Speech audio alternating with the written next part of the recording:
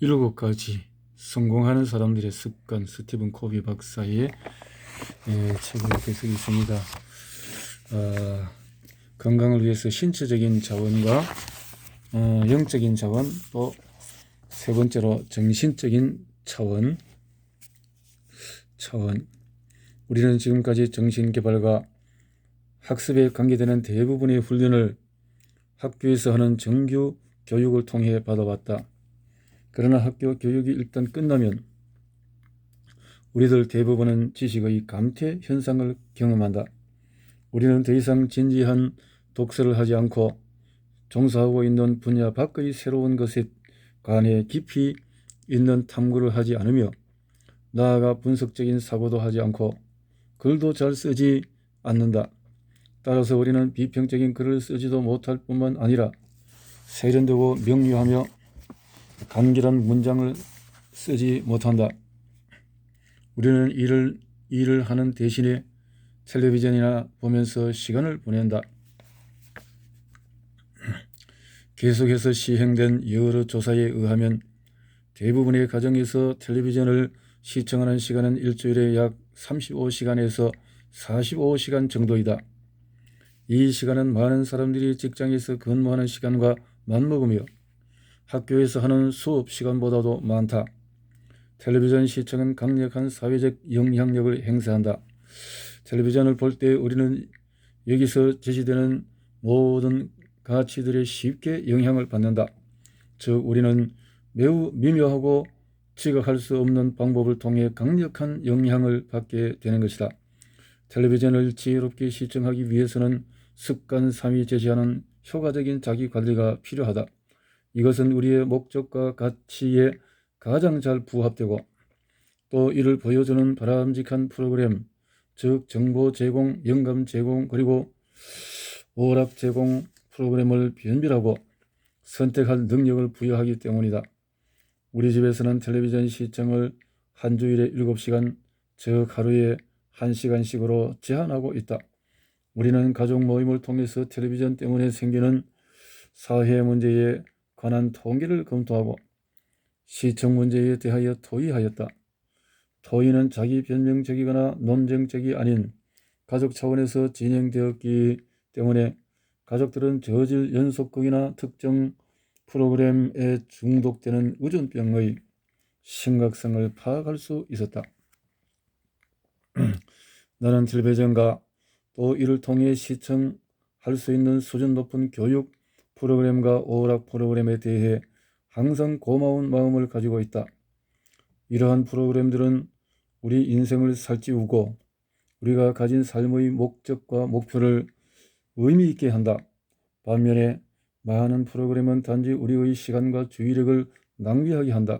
많은 프로그램들은 자칫 잘못하면 우리의 삶에 부정적인 영향을 미칠 수도 있다. 육체와 마찬가지로 텔레비전 역시 삶의 훌륭한 하인이 되어야지 주인이 되면 안 된다. 우리가 자신이 설정한 사명을 달성하기 위해 여러 가지 자원을 최대한으로 활용하고자 한다면 습관 3을 실천하여 우리 자신을 효과적으로 관리할 필요가 있다. 교육, 특히 마음을 수양하고 확장시키는 성인 교육, 이것은 정신의 쇄신을 위해 필수적이다. 우리는 경우에 따라서 외부에서 강좌를 택하거나 체계적인 훈련 프로그램에 참가해야 하지만 대부분의 경우는 그렇지 않다. 주도적인 사람은 자기 스스로를 교육시키기 위하여 많은 다른 방법들을 파악해낼 수 있다. 자기 자신의 목표와 계획에 대해서 약간의 거리를 두고 객관적으로 살펴보고 검토하는 것은 대단히 가치 있는 일이다. 인생 계획을 더 큰 질문과 목적 그리고 기존의 패러다임과 다르게 검토할 수 있는 능력이 교양교육의 정의라고 생각한다. 교양교육의 바탕이 없이 훈련만 실시하면 편협적이 되고 폐쇄적으로 되어 훈련 자체의 기본적인 동기조차 검토하지 못하게 된다. 이것이 바로 광범위한 독서를 하고 위대한 사상을 접하는 일이 대단히 중요한 이유이다. 여러 가지 정보를 얻고 마음을 확장시키기 위해서 규칙적으로 좋은 책을 읽는 습관보다 더 좋은 방법은 없다. 이것은 대단한 성과를 가져올 수 있는 제2상한에 속하는 활동이다. 나아가 우리는 독서를 통해서 오늘날 살아있는 가장 위대한 사상가뿐 아니라 과거에 살았던 위대한 사상가도 만날 수 있다. 나는 우선 한 달에 한 권의 책을 읽는 것을 목표로 삼으라고 권하고 싶다. 그 다음 단계로 2주일에 한 권, 더 나아가서는 일주일에 한 권의 책을 읽는 것을 목표로 하라. 독서하지 않는 사람은 문명보다 나을 바가 없다. 양서 전집, 그레이트 북스, 하버드 고전 선집, 자서전들, 문화적 지식을 확장시켜주는 내셔널 지오그래픽, 다른 질 높은 출판물들, 그리고 다양한 분야의 최근 문헌들은 우리의 패러다임을 확장시켜주며 정신적인 톱날을 갈게 해준다. 특히 우리가 습관 5를 실천하면서 이러한 독서를 하게 되면 먼저 이해하려고 노력하게 된다. 다시 말해서 만약 우리가 저자가 말하는 바를 이해하기 전에 자신의 경험에 기초해서 미리 판단해 버린다면 독서 경험으로부터 얻을 수 있는 혜택을 제한시키는 결과만 가지고 온다. 글을 쓰는 것은 정신적인 톱날을 날카롭게 가는 또 하나의 훌륭한 방법이다. 우리의 생각, 경험, 간파한 것, 그리고 배운 것을 일기장에 기록하는 것은 정신적인 명료성, 정확성, 그리고 상황 파악 등에 큰 도움을 준다. 훌륭한 편지를 쓰는 것은 어떤 일에 대해 얕고 피상적인 것만을 표현하기보다 사고, 감정, 아이디어 등 보다 깊은 수준에서 의사소통을 가능하게 한다. 따라서 편지를 쓰는 것은 우리를 하여금 분명하게 생각하고 정확하게 판단하며 나아가 남을 효과적으로 이해시키는 능력을 향상시킨다. 준비와 계획 수립은 습관 2와 습관 3이 관련되는 정신적인 쇄신의 또 다른 형태이다. 이것은 인생 목표를 확립하고 시작하는 것이며 목표 달성을 위한 계획을 정신적으로 해낼 수 있음을 의미한다. 이는 우리가 일찍부터 인생 목표를 마음속에 그려보고 상상하면서 삶의 긴 여정을 계획하는 것을 말한다. 이때 우리는 세부적인 매 단계에 대해서 구체적이지는 않더라도 원칙에 대해서는 구체화시키게 된다. 전쟁의 승패는 흔히 자신의 진영에 있는 장군의 막사 안에서 결정된다고 한다. 처음 세 가지 차원인 즉 육체적, 영적, 정신적인 차원에서 톱날을 간다는 것은 매일의 개인적인 승리를 실천으로 옮기는 것이다. 나는 우리 모두가 이 단순한 것을 남은 여생을 통해서 매일 1시간씩 실천할 것을 권한다. 실천할 것을 권한다. 가치와 성과 면에서 매일의 개인적인 승리를 위해 1시간씩 투자하는 것은 어느 무엇보다도 중요하다. 이것은 모든 의사결정과 대인관계에도 영향을 줄 것이다. 이것은 또 잠을 깊고 편안하게 잘 수 있게 해주며 하루 일과에 투입되는 시간의 질과 효과성을 크게 증진시켜 줄 것이다. 나아가서 이것은 우리가 인생을 살아가면서 직면하게 될 어려운 도전을 다룰 수 있는 신체적, 영적, 그리고 정신적인 능력을 장기적으로 제공해 줄 것이다. 브룩스는 다음과 같은 말을 남겼다. 앞으로 닥쳐올 미래의 어느 날 당신은 커다란 유혹에 대항하여 싸우거나 또는 인생의 비참한 슬픔을 맛보게 될 것이다. 그러나 진정한 싸움은 현재 여기에 있다. 현재의 말로 당신이 커다란 슬픔이나 혹은 유혹을 경험하게 될 미래의 어느 날 그 어려움을 멋지게 극복할 것인가 아니면 불행하게도 실패할 것인가를 결정하는 순간이다. 왜냐하면 성품은 지속적이고 또 장기적인 과정 없이는 결코 형성될 수 없기 때문이다. 사회적, 감정적인 차원에 대해서 신체적, 영적, 정신적 차원이 습관 1, 2, 3, 개인적인 비전, 리더십, 관리에 관한 원칙과 관련된 반면에 사회적, 감정적인 차원은 습관 4, 5, 6, 대인 간의 리더십, 공감적인 커뮤니케이션, 그리고 생산적 협동에 관한 원칙에 초점을 두고 있다. 삶의 사회적 차원과 감정적인 차원은 서로 밀접하게 연결되어 있다. 왜냐하면 우리는 감정적인 삶은 주로 사회에서 대인관계를 통해서 개발되고 드러나기 때문이다. 우리가 사회적 감정적인 차원을 쇄신하는 데는 다른 차원들과 비교하여 많은 시간을 요구하지 않는다. 왜냐하면 우리는 일상적인 대인관계를 통하여 이를 실천으로 옮길 수 있기 때문이다. 그러나 이것은 반드시 연습을 필요로 한다. 대단한 노력이 없으면 많은 사람들은 개인적인 승리의 수준에 도달하지 못하고 대인관계의 승리를 위한 여러 가지 기술, 즉 다른 사람과의 일상적인 상호작용에서 습관 4, 5, 6을 자연스럽게 실천할 수 있는 기술도 갖추지 못한다. 당신이 내 생활에서 중요한 사람이라고 가정해보자. 당신은 나의 상사일 수도 있고 부하, 동료, 친구, 이웃, 배우자, 자식, 친척 등 내가 상호작용하기를 원하고 또 그럴 필요가 있는 사람이다. 또 우리는 함께 의사소통하고 함께 일하고 핵심 문제를 함께 논의하고 나아가 어떤 목적을 달성하거나 함께 문제를 해결해야 할 필요가 있는 사이라고 가정하자. 그런데 우리는 서로 다른 시각을 가지고 있다. 즉 우리는 서로 다른 안경을 통해 그 문제를 보고 있다. 같은 여자를 보고 있으면서도 당신은 젊은 여자로 보지만 나는 늙은 여자로 본다. 나는 이때 습관 4를 실천에 옮긴다. 나는 당신에게 다가가 이렇게 말한다. 우리가 이 상황을 서로 다르게 접근하고 있다는 것을 알고 있습니다.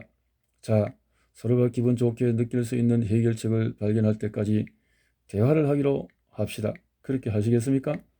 이 같은 경우에 대부분의 사람들은 기꺼이 예라고 대답한다. 그리고 나서 습관 5를 실행한다. 우선 당신의 이야기를 먼저 들어봅시다. 이때는 반박하려는 의도를 가지고 듣는 것이 아니라 깊고 철저하게 당신의 패러다임을 이해하기 위하여 주의 깊게 경청한다. 내가 당신의 관점을 당신 자신만큼 잘 설명할 수 있는 정도가 되었을 때 나는 당신이 이해할 수 있도록 내가 가진 관점을 말한다. 우리가 모두 기분 좋게 느끼는 해결 방안을 찾고 또 서로 상대방의 견해를 충분히 그리고 깊이 이해하기로 작정을 하고 나서 다음 단계인 습관 6으로 옮겨간다. 즉 당신이나 내가 처음에 제안했던 것보다 더 훌륭하다는 사실을 공동으로 인정하고 서로의 차이를 고려한 제3의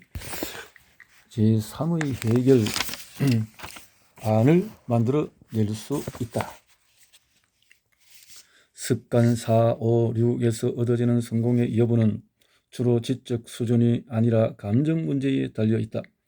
이것은 우리의 개인적인 안정감과 깊은 관계를 가지고 있다.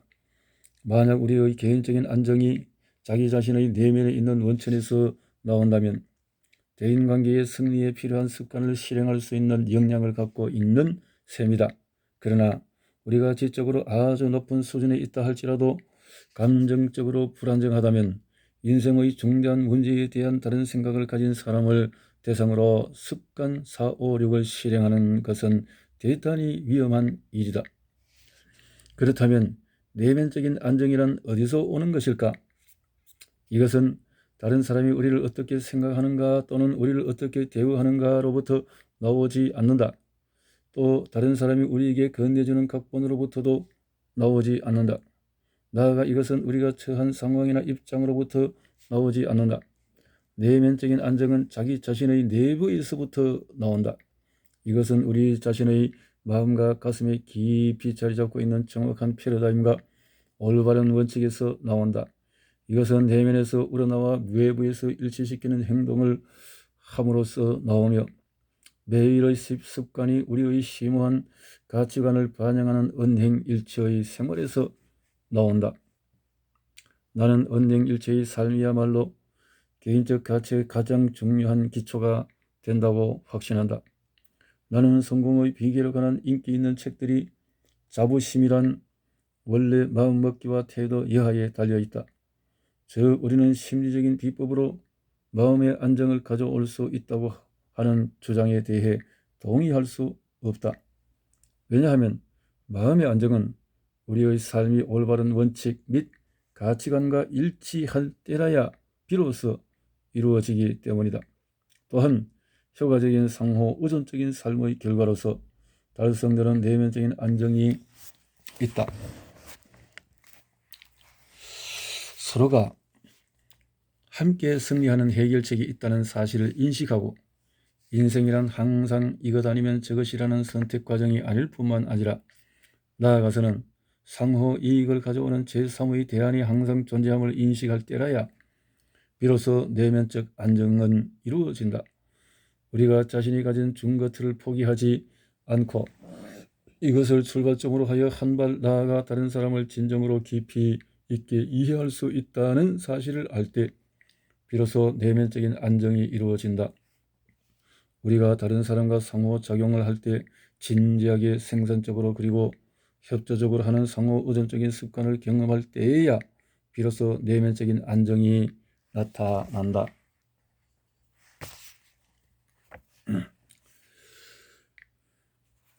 다른 사람을 위해 봉사하고 도와줌으로써 갖게 되는 자부심, 즉 내면적인 안정이 있다. 이와 관련된 또 하나의 중요한 자부심의 원천은 바로 우리 자신이 하는 일이다. 우리는 이 일을 통해서 기여하고 건설적으로 공헌하며 나아가 진정으로 개선시켰을 때의 자부심을 갖는다. 또 다른 하나는 익명의 봉사이다. 아무도 그 봉사활동을 알지 못하고 알게 되지도 않을 것이다. 왜냐하면 이것은 중요하지 않기 때문이다. 중요한 것은 다른 사람의 삶을 위해 도와주는 것이다. 인정받음이 아니면 영향이 동기가 되는 것이다. 빅터 프랭클은 삶이 갖는 의미와 목적에 대해 연구에 초점을 맞추었다. 그의 연구는 우리 자신의 삶을 초월하게 하고 우리가 가진 내적인 에너지를 최대한으로 발휘하게 할 수 있게 해 주었다. 스트레스에 대한 연구로 크게 공헌했던 고 셀리의 박사는 건강하고 행복한 인생은 개인적으로 흥미롭고 타인의 삶에 기여하며 또 축복을 주는 의미 있는 활동을 통해 얻어진다고 말하였다. 그의 도덕론은 이웃의 사랑을 얻으라는 것이었다. 버나드 쇼는 다음과 같이 말하였다. 인생에서 진정한 기쁨은 자신이 가장 중요하다고 생각하는 목적을 위해 쓰여지는 것이다. 세상이 자신을 행복하게 해주지 않음을 불평하고 배아파하며 열병을 앓고 있는 이기적인 고깃 덩어리는 진정한 기쁨을 얻을 수가 없다. 나는 나의 인생이 전체 사회에 속해 있으며 내가 살아있는 동안의 사회를 위해 무엇인가를 할 수 있다는 것은 나의 특권이라고 생각한다. 나는 죽을 때 자신이 완전하게 소진된 상태이기를 원한다. 내가 더 열심히 봉사할수록 나는 더 오래 살아남기 때문이다. 나는 이러한 목적을 가지고 인생을 즐긴다. 나에게 있어서 인생은 곧 꺼져버릴 촛불이 아니라 일종의 찬란한 횃불이다. 이 횃불을 다음 세대에 넘겨주기 전에 내가 들고 있는 순간만은 가능한 한 최대로 밝게 빛나게 하고 싶다. 엘던 테너는 봉사는 내가 지구상에 사는 특권에 대해 지불해야 하는 일종의 세금이다 라고 말하였다. 그런데 이 같은 봉사의 방법과 기회는 얼마든지 있다. 우리가 교회에 나가든지 봉사기관에 다니든지 혹은 뜻있는 봉사의 기회를 제공하는 직업을 가졌든지는 상관할 바가 아니다. 그 대신에 우리가 조건 없는 사랑을 통하여 어떤 사람을 도와주지 않고 지내는 날이 단 하루도 없어야 한다. 다른 사람의 각본화.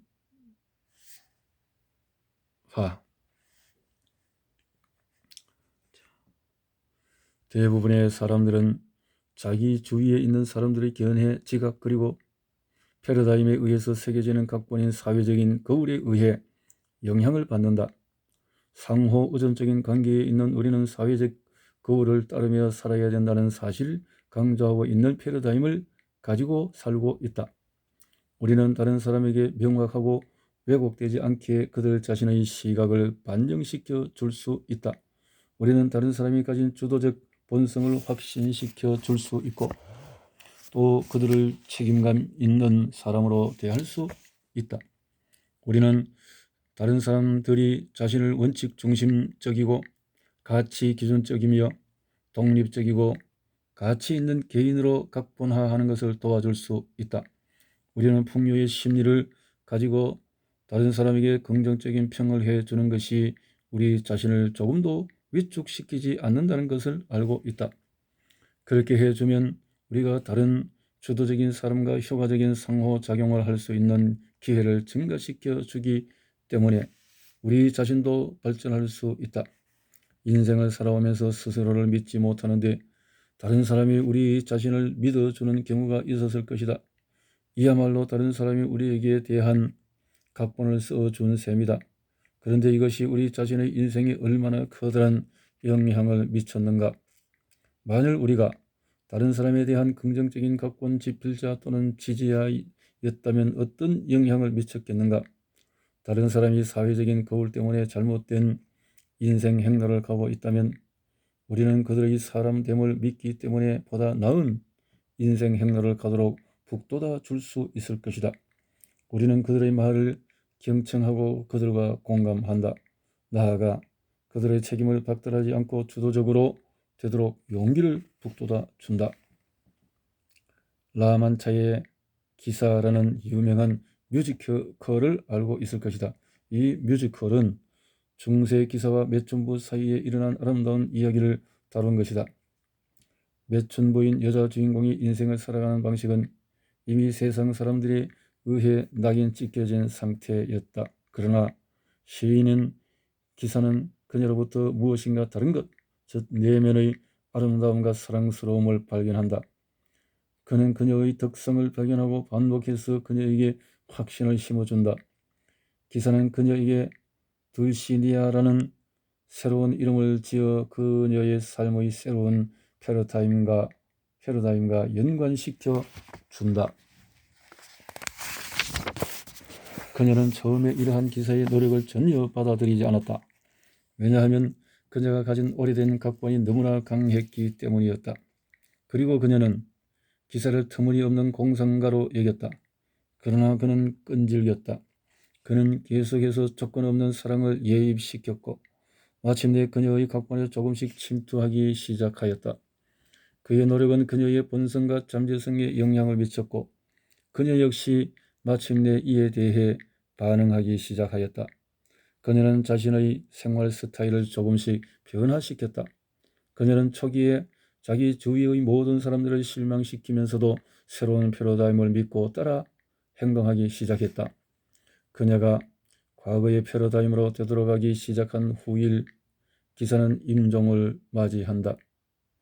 이때 기사는 그녀를 불러 이룰 수 없는 꿈이라는 아름다운 노래를 부르고 그녀의 눈을 바라보며 이렇게 속삭인다. 절대로 잊지 마라. 너의 이름은 둘시니아이다.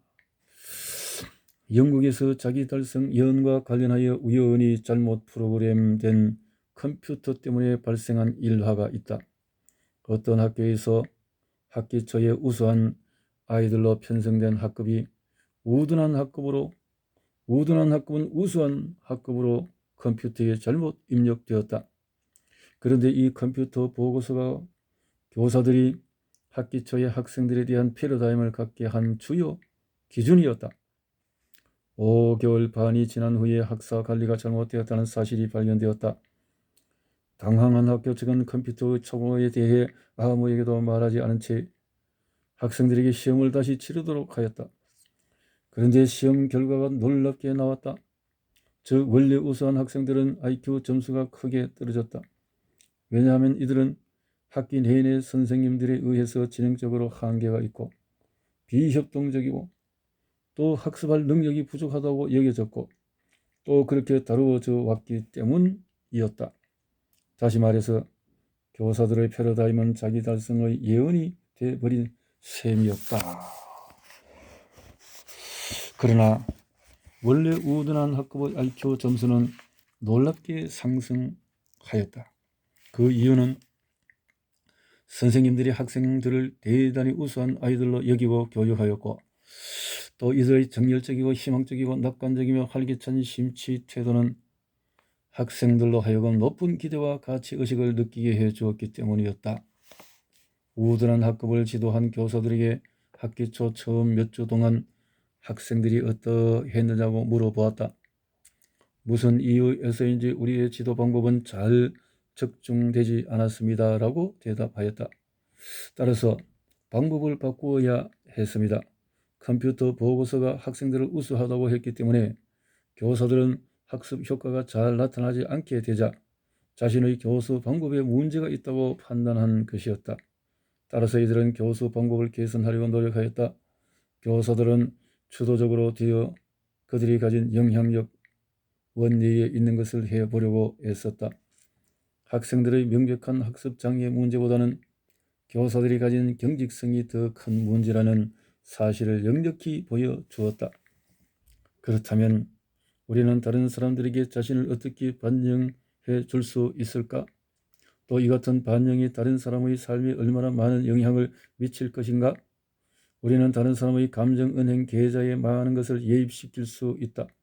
우리가 다른 사람의 잠재력을 인정하고 이들을 보아주면 줄수록 이들에 대한 과거 기억보다는 장차의 더욱 많은 가능성에 대해 상상해보고 기대해 볼 수 있다. 이것은 배우자, 자녀, 동료, 그리고 직원에 대해서도 똑같이 해당된다. 즉, 우리는 이들을 이미 결정된 존재로 분류해버리는 것이 아니라 순간마다 새롭고 신선한 방식으로 보아주는 것이다. 우리는 이들이 독립적으로 되고 또 다른 사람들과 보다 만족하고 풍요롭고 나아가 생산적인 관계를 형성할 능력이 있는 성취자가 되도록 도와줄 수 있다. 괴테는 다음과 같이 가르치고 있다. 현재의 모습 그대로 상대방을 대해주면 그 사람은 현재의 모습대로 머물 것이다. 상대방의 잠재 능력 그대로 대해주면 그는 그대로 성취해 낼 것이다. 대단한 내용이네요.